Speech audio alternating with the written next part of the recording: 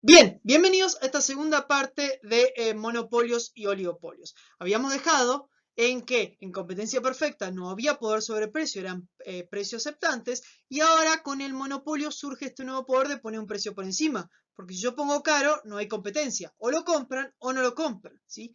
Ese es básicamente el problema. Si lo compran, si está caro lo van a comprar pocos, si está barato lo van a comprar muchos, y el monopolio tiene que decidir qué hacer. Ahora, ¿por qué el monopolio tiene este poder de ser la única empresa en el mercado? ¿Sí? Eso es lo que le confiere el poder de mercado. ¿Sí? Eso nos lleva a nuestra segunda conclusión importante, es por qué termina habiendo solo una empresa en un mercado y no hay muchas como en competencia perfecta. Podemos ver acá el nacimiento de un monopolio. ¿Cómo nace un monopolio? ¿Sí? Una persona o una empresa que tiene superpoderes y puede fijar el precio, a diferencia de competencia perfecta, tiene un nacimiento en 4 fuentes que vamos a ver ahora. ¿Sí? Las vamos a ver resumidas ahora y después sí explicadas cada una. Hay unas que son más tranquilas y voy a ir rápido, otras que son más difíciles y voy a desarrollarlas con más anticipación. Monopolio por recursos naturales. ¿Sí? Existen ciertas empresas que son las únicas que poseen el recurso natural para producir un bien. Y como son las únicas, ¿sí? Nadie puede hacer nada. ¿Sí? Las voy a nombrar, después las explicamos más en detalle.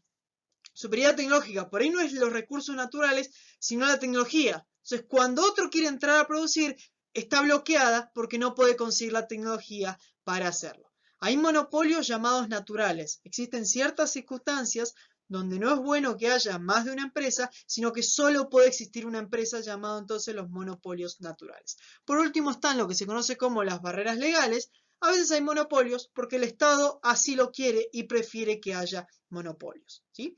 Vamos a ver por qué también justificadores. Entonces, ¿cómo nace un monopolio? Por recursos naturales, por superioridad tecnológica, hay naturales, ¿sí? Monopolios naturales, o barreras legales. ¿Sí? Vamos a explicar un poco cada uno de ellos.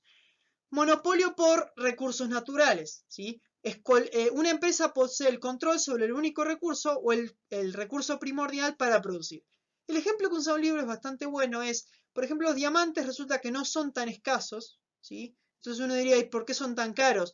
Porque solo una empresa es dueña de casi todas las minas de diamantes, ¿sí? Entonces lo que hacen es lo largan a cuentagota. Si otra empresa quiere venir a producir diamantes, no puede hacerlo porque no puede extraer los diamantes en bruto. El control del recurso necesario para producirlo me otorga a mí el monopolio sobre los bienes finales que se elaboren con él. El control sobre los diamantes en bruto me otorga el control sobre los diamantes. ¿Sí?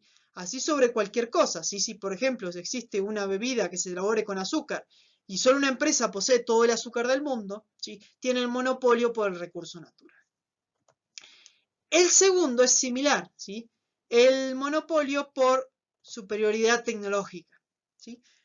Puede que lo que tenga no sea el recurso natural, sino la tecnología para producirlo. Supongamos que, por ejemplo, para fabricar un matafuegos se necesita una determinada máquina que presurice el aire, ¿sí? O el dióxido de carbono o lo que contenga dentro, ¿sí?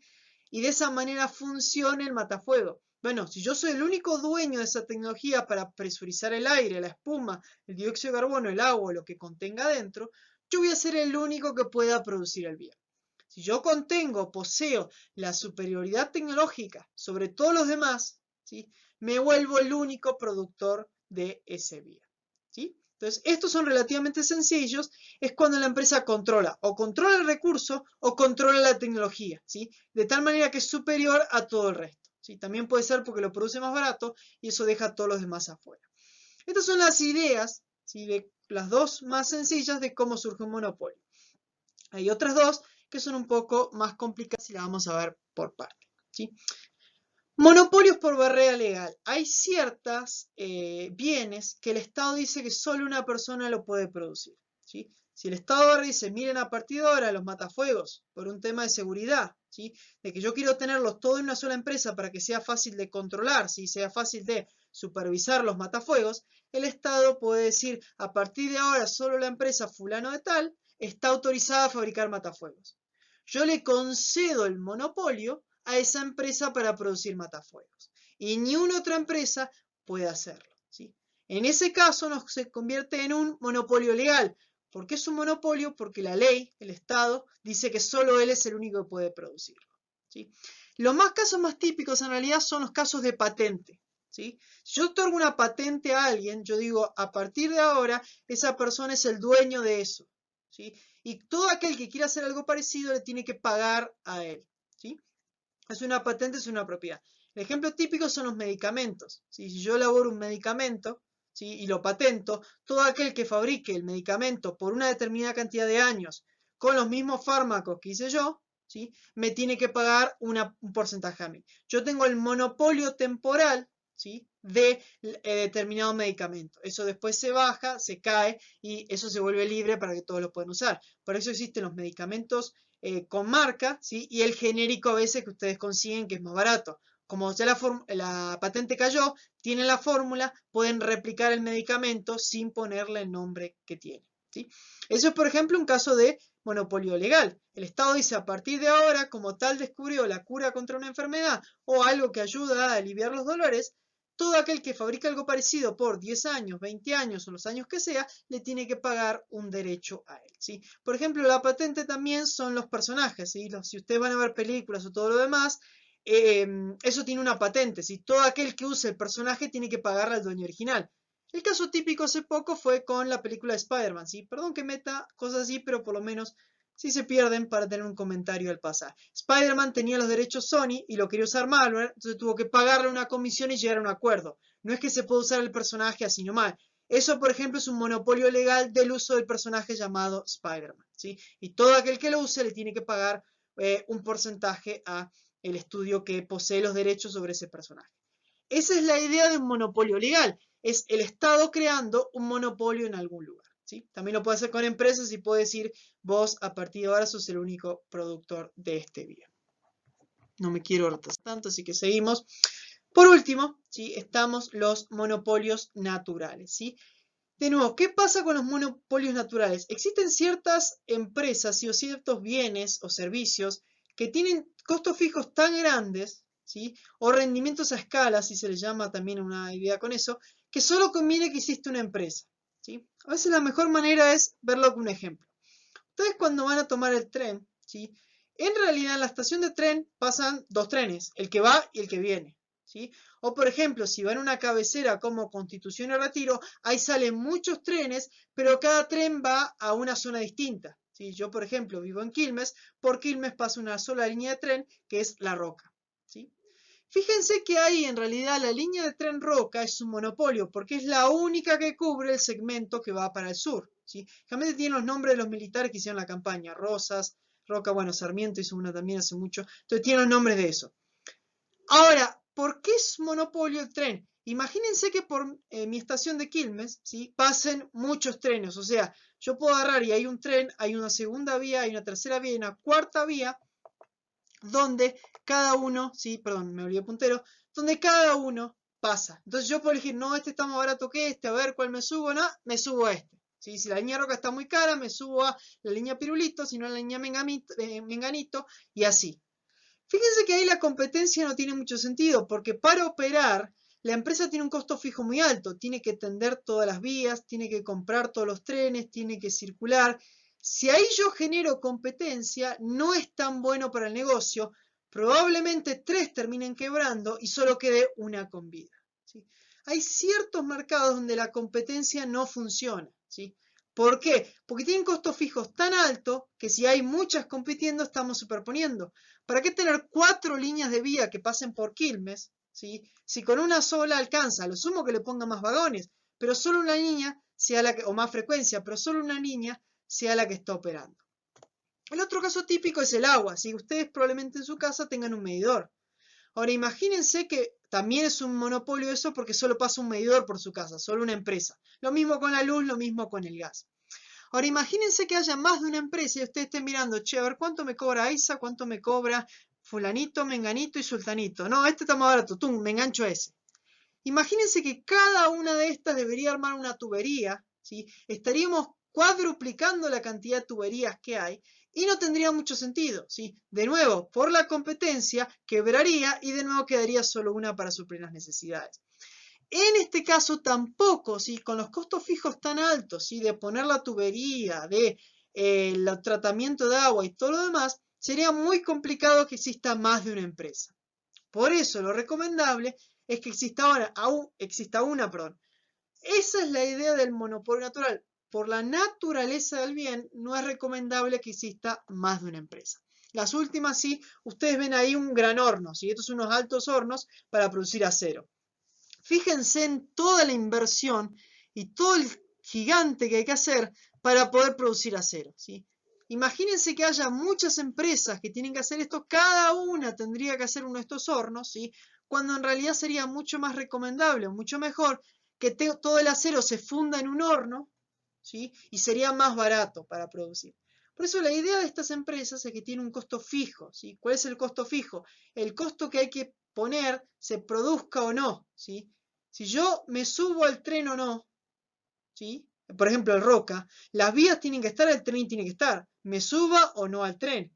El medidor de agua, toda la tubería de gas, ¿sí? Si yo me conecto con ellos o me conecto con otra empresa, tiene que estar ese costo, ¿sí? Lo mismo el alto horno produzca una barra de acero o mucha acero, ¿sí? El horno tiene que tener esta forma para poder calentar y por cómo funciona, ¿sí? El calor. Entonces, en estos casos no conviene, ¿sí? O por la naturaleza del bien, no conviene que haya muchas empresas sino una sola. Porque si llega a haber más de una, muy probablemente las otras quiebren y quede una sola, ¿sí? Por eso hay casos de monopolio que no es que sean malos o buenos, ¿sí? Lo bueno o malo del monopolio es que si cobra caro o cobra barato, cómo decide cuánto producir. Pero hay monopolios hay bienes que sí o sí tienen que producirse de forma monopólica, ¿sí? Esto con la tecnología va cambiando porque, por ejemplo, telefonía antes era un monopolio, ¿sí? Yo vivía en Misiones y para conseguir un teléfono me contaban que tenía que pedir turno y luego 3 años te daban un teléfono. Y ahora con ir a cualquier lado uno puede conseguir el teléfono. Lo que antes era un monopolio deja de serlo, ¿sí? Un monopolio natural puede dejar de serlo. Pero hay cosas que por la tecnología y por la naturaleza que tienen, solo es conveniente que exista una sola empresa, ¿sí? Bien. Esas son las 4 formas en las que va a surgir un monopolio. ¿Por qué tengo una sola empresa produciendo? O porque tiene el control de recursos para producirlo, o porque tiene el monopolio de tecnología, o porque el Estado lo dijo, o porque es un monopolio natural y no conviene que existan otras empresas, ¿sí? Esas son las 4 razones, esas son las 4 razones por las cuales existe un monopolio. Ahora la pregunta es, y bueno, ¿qué hace el monopolio? ¿Sí? Fíjense que de nuevo vamos a aprender lo desconocido con lo conocido. ¿Qué conocen ustedes? Ustedes conocen cómo funciona la competencia perfecta, que es el gráfico que ustedes tienen acá, y espero que el puntero esté funcionando, o que tienen a su izquierda, ¿sí? Fíjense que ahí el precio era igual al ingreso marginal y era todo fácil de sacar. Bueno, eso no ocurre, como ustedes pueden ver ahí, en el caso del monopolio. ¿Por qué? Porque ahora pasamos de precio aceptante a fijador de precios. Quiere decir que si el monopolio pone un precio alto, las cantidades que vende son bajas. Puede vender caro y poco. O al revés, si fija un precio bajo, ¿sí? Las cantidades que vende son altas. Vende mucho y barato, ¿sí? Esa es la pregunta que tiene el monopolio para hacerse. ¿Y de dónde lo obtiene el precio? Fíjense que en realidad lo hace de la función de demanda, ¿sí? Porque ahí él sabe que si el precio es alto, la cantidad que vende es baja, y sabe que si el precio que pone es bajo, la cantidad que vende es alta, ¿sí? Por eso tampoco es que puede poner el precio que quiera, está limitado por la demanda. Por eso ahora, en lugar de tener un precio horizontal, perdón, lo que hay es una curva de demanda, ¿sí? ¿De dónde saca el precio? De la curva de demanda, a diferencia de antes. ¿Por qué? Porque tiene incidencia sobre el precio. No es que son muchos y mi cantidad es insignificante. Primer cambio que hay con el monopolio, ¿sí? Segundo cambio, ¿sí? Ustedes ya vieron esto, por eso voy a ir más rápido porque deben hacer lo mismo. Fíjense que ahora, ¿sí? En la primera columna tengo las cantidades, en la segunda el precio y en la tercera el ingreso. El ingreso, recuerden que era precio por cantidad, ¿sí? Esta que tenemos acá es precio por cantidad. Y el ingreso marginal no era otra cosa que la variación del ingreso dividido la variación de las cantidades.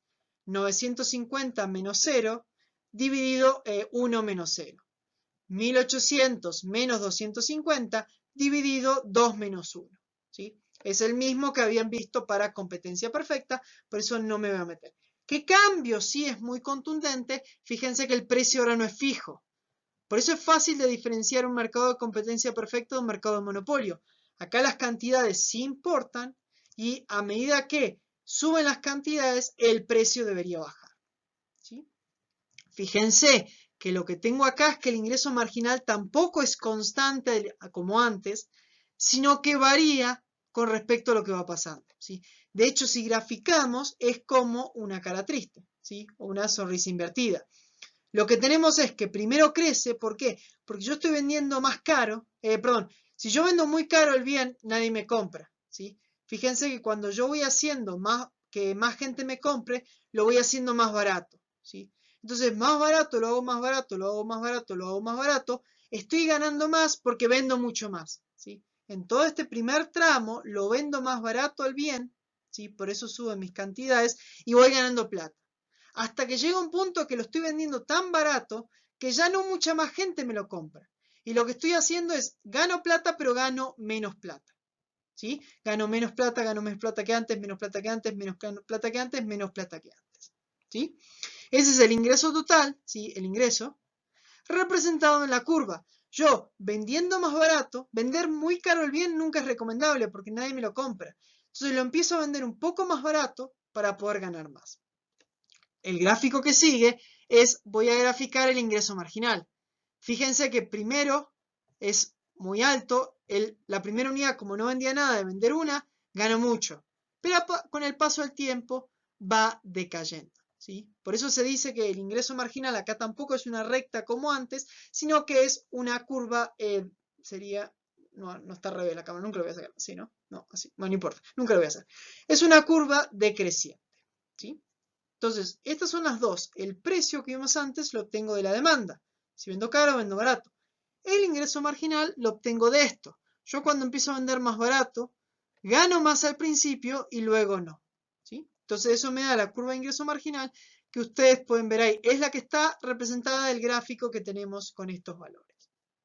Entonces, ¿qué hace un monopolio? A diferencia de la competencia perfecta que ustedes tienen a su izquierda, donde el precio es igual al ingreso marginal, yo voy a tener dos curvas, una de demanda, donde obtengo el precio, y una de ingreso marginal, ¿sí? Que va a ser importante porque va a explicar algo que ustedes vieron antes de cómo decidir dónde está el máximo de la producción. Entonces, el precio se parte en dos curvas, en la demanda, que me da el precio, y en el ingreso marginal. Bien, esto es cómo se recompone el monopolio, separando las cosas porque ahora es distinto, yo el precio lo estoy controlando. Este me va a quedar un poco más largo, perdón por eso. La estructura de costos, ¿sí? Esta es la estructura de costos de competencia perfecta, el costo marginal es el mismo, la diferencia no está en cómo produce la empresa, sino en cuánta gente hay ofreciendo demandando. Por eso los costos, el costo medio, el costo marginal, va a ser lo mismo, ¿sí? Pum, va a ir demasiado, así que vamos con una pequeña llamada de atención. Son lo mismo como Natalie Portman y la otra actriz que no me acuerdo, perdón, pero actúa en La amenaza fantasma de Star Wars y son básicamente la misma. De hecho, George Lucas la juntó. O un toque humorístico, el actor de Crepúsculo y una alpaca. ¿Sí? Son dos gotas de agua, es exactamente lo mismo. La estructura de costos de la competencia perfecta y la estructura de costos en el caso del monopolio. Por eso la diferencia no va a radicar en eso, sino en lo que vimos antes de cómo el precio de antes era fijo, ahora yo lo controlo y depende de la demanda, y el ingreso marginal es decreciente. ¿Sí? Bien. Eso da como configuración, ¿sí? Si juntamos el costo, la demanda y el ingreso marginal, nos da un gráfico como este. ¿Sí?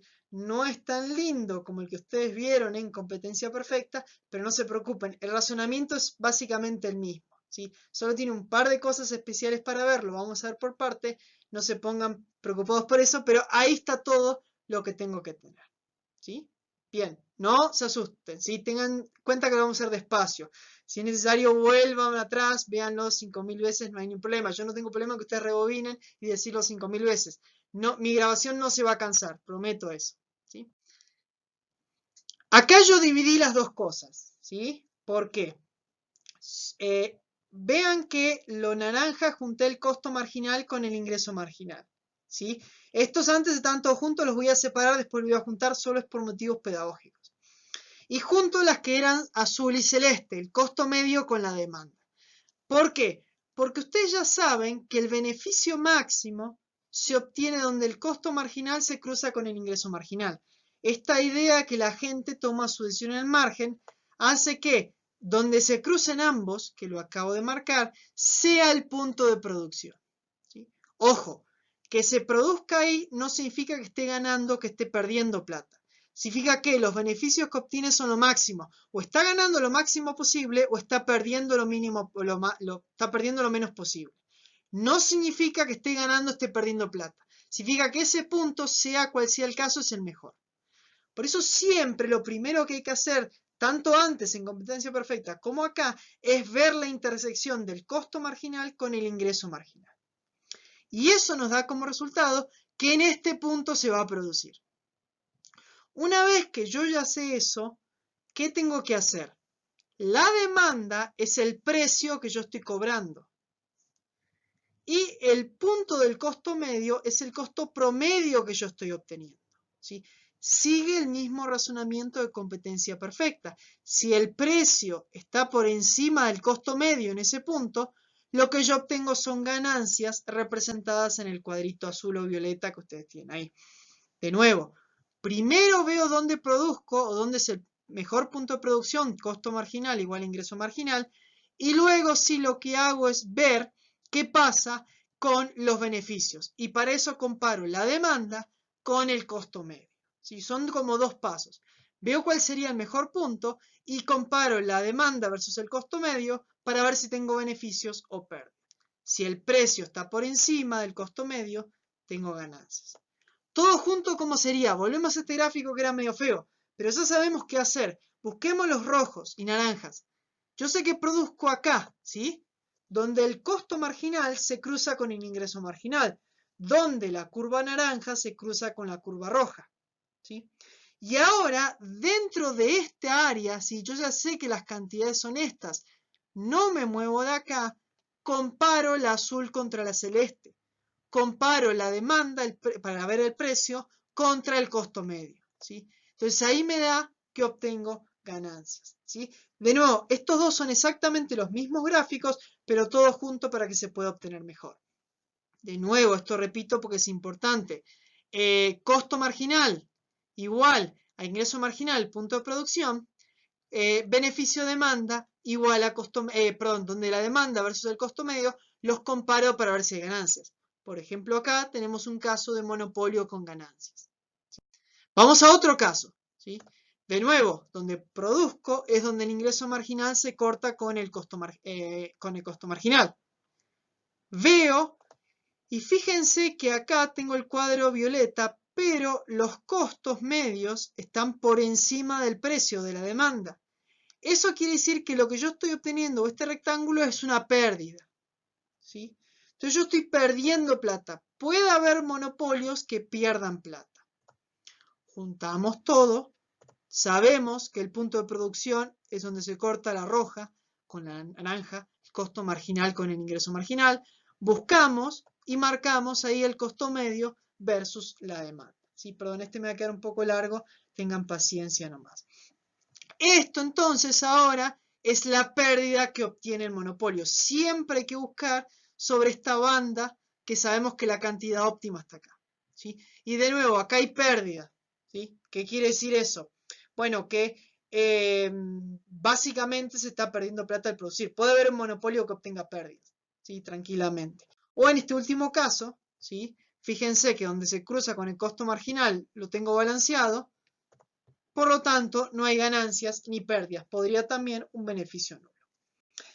Esto sucede con el monopolio, pero lo interesante es, fíjense que cuando había ganancias en competencia perfecta, lo que había era que las empresas entraban para competir y eso reducía el precio. Ojo que en monopolio, como soy el único y tengo barreras legales por alguna de las 4 de monopolio natural, barrera legal, la propiedad de los recursos o la propiedad de la tecnología, ¿sí? Nadie puede entrar a competir conmigo. Por eso si obtengo ganancias, esas ganancias se mantienen en el tiempo. Si el monopolio obtiene pérdidas, él se va a ir, ¿sí? Y nadie va a producir ese bien.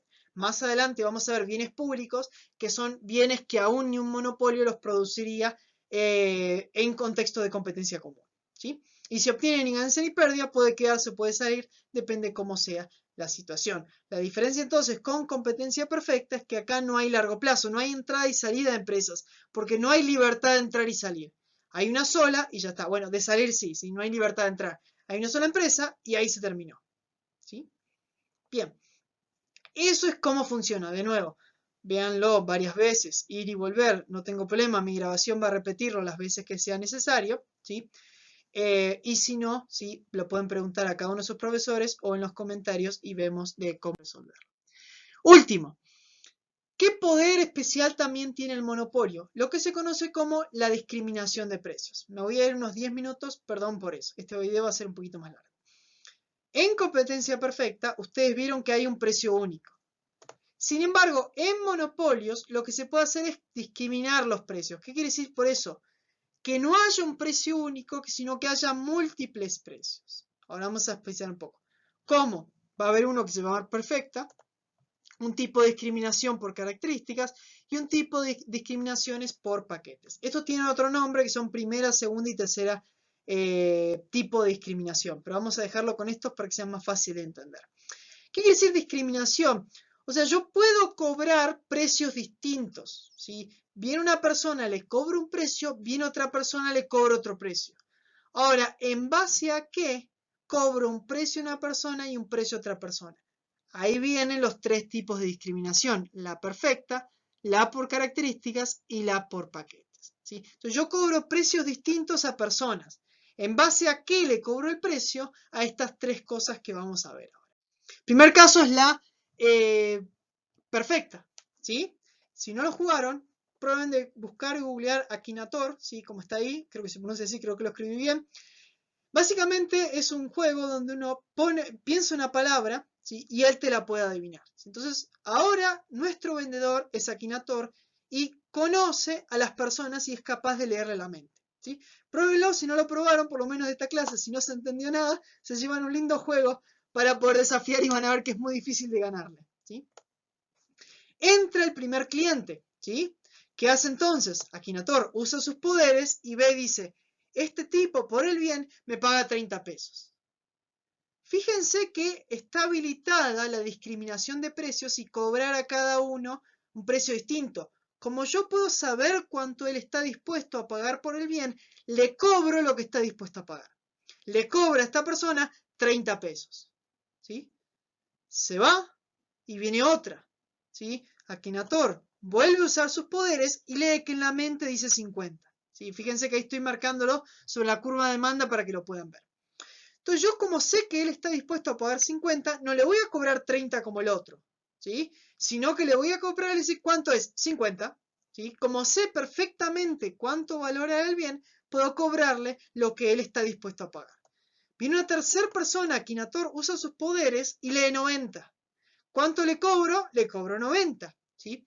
Vean que la discriminación perfecta es una discriminación teórica, ¿sí? Por eso es un ejemplo como esto.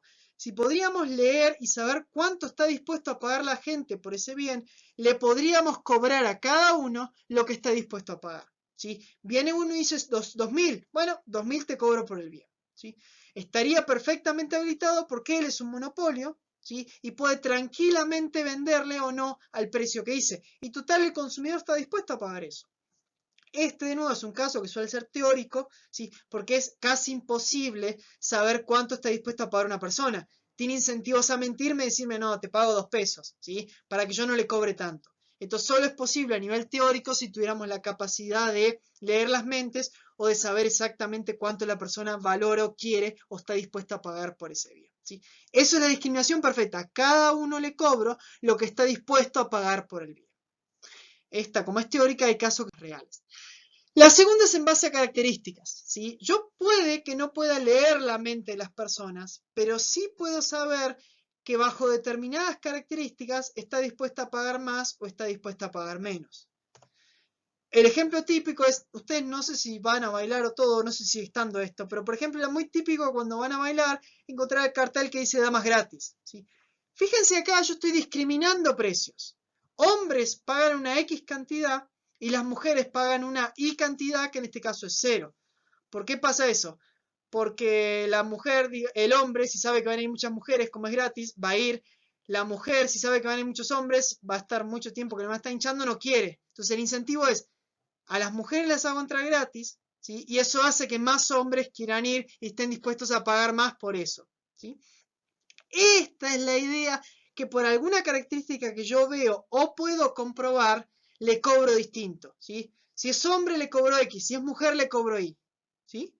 Esa es la característica, no hace falta que sea 0, ¿sí? Pero les cobro distinto por alguna característica que veo. Otro ejemplo son si son ustedes un mecánico, ¿sí? Con una mano en el corazón. No por las partes porque son distintas, pero por la mano de obra. Viene un Fiat 600 y un Ferrari. ¿Ustedes le cobran lo mismo de mano de obra a un Fiat 600 para arreglar el Fiat 600 por el Ferrari? Supónganse que para los dos usaron 3 horas. Las partes son aparte. Pero la mano de obra, ¿le cobran lo mismo? Y probablemente no, ¿sí? Es lo que se dice popularmente, que el mecánico cobra por la cara del cliente o por el modelo del auto. Es el mismo bien de mi sudor o mi trabajo que estoy poniendo en la realidad del auto. Pero cobro más caro al que tiene un Ferrari porque sé que puede pagar más caro que al que me viene con un Fiat 600, ¿sí? Estos, no sé por qué, los autos cuando busqué eran los mismos, pero ahora que lo veo no son. Los dos teóricamente son un 4K, ¿sí? Uno parece que está más tuneado, pero supónganse que es el mismo. Si ustedes quieren asegurar un auto, ¿sí? Los autos rojos pagan más seguro que los autos verdes, ¿sí? ¿Por qué? Porque los autos rojos suelen ser personas que suelen superar los límites de la velocidad y tener más accidentes que las personas que prefieren autos verdes, que teóricamente son más inteligentes y prefieren cuidarlo más, ¿sí? Entonces, si ustedes, por ejemplo, la aseguradora tiene toda una lista de los autos, y si ustedes llevan un 4K rojo y un 4K verde, el que tiene el 4K rojo va a pagar mucho más de seguro que el otro. ¿Por qué? Porque la característica rojo es símbolo de, es una persona que probablemente choque, ¿sí? Eso es diferenciarles cobro distinto por una característica que veo, por el género, por el tipo de auto o por el color de auto, para dar unos ejemplos. El último es la discriminación por paquetes. En este caso, el monopolio o el monopolista arma paquetes, ¿sí? Y la gente se discrimina sola comprando un paquete o el otro, ¿sí? En este no es que yo discrimino por una característica, no. Yo armo paquetes como monopolio, más baratos y más caros. Y la gente se discrimina sola en cuál paquete quiere o cuál no quiere. Por ejemplo, el mismo pasaje, ¿sí? Esto ya parezco una propaganda. Un año antes te sale bastante barato. Un día antes te sale carísimo. Unas horas antes te sale nada. De hecho, hoy pongo un capítulo de Simpson que hace referencia a esto. Si ustedes quieren bajar y no le importa dónde, una hora antes, como hay que llenar el avión, sale muy barato ese pasaje. Fíjense que es el mismo pasaje, el mismo asiento en el mismo avión. No estoy hablando de primera clase versus tercera clase. No. Entonces, el mismo asiento. Pero dependiendo de cuándo uno lo compre, ¿sí? Está diferenciado. Yo sé que el que lo compra un año antes es un previsor, va a pagar menos. El de un día antes, un tipo está desesperado, lo va a pagar lo que sea. El de una hora antes, tengo que llenar el avión, se lo vendo a quien quiera, ¿sí? Eso, yo armo el paquete de un año antes, un día antes o una hora antes y la gente se discrimina sola. Los que son un año antes lo reservan ya para pagar más barato, el de un día antes y así. Esto es más común con paquetes de bienes. Por ejemplo, si yo compro un bien, me sale una determinada cantidad cada uno de esos bienes. Pero, por ejemplo, yo armo paquetes, supónganse la misma Coca-Cola, ¿sí? Acá por ahí me queda un distinto, pero es la misma. Yo armo un paquete con 8, ¿sí? Individualmente, cada una de ellas me sale más barato. Porque yo armo paquetes, ¿sí? Y con esos paquetes yo sé quién es el que va a llevar uno, ¿sí? Y va a llevar otro. Los paquetes están y cada uno, ¿sí? Se discrimina solo en cuál consume. Por eso en este caso no es que el monopolio discrimina en sí, sino que arma paquetes y cada uno de los consumidores elige cuál prefiere consumir en base a sus preferencias y todo lo demás, ¿sí? Bien, me quedó un poco más largo este segundo video, perdón por eso, pero estos son el otro poder especial del monopolio, ¿sí? Vimos cómo funciona, cómo maximiza beneficios, cómo se encuentra su equilibrio y el poder que tiene discriminar, o de forma perfecta, por características o por paquetes, también llamado primera, segunda y tercera tipo de discriminación. Bien, espero que se haya entendido. Sí, esto es la parte de monopolio. La segunda que vamos a ver es la sección de oligopolio. ¿Sí? Esa sección tiene juegos, así que los invito a poder ver, a jugar un poco, ¿sí? Y a ver cómo funcionan los oligopolios. Cualquier cosa, si no se entienden, pueden consultarlo con su profesor o dejar comentarios y vamos a tratar de contestarlo lo antes posible. Que tengan un buen día, una buena semana o un buen lo que sea hasta que vean el próximo video. Chau, chau.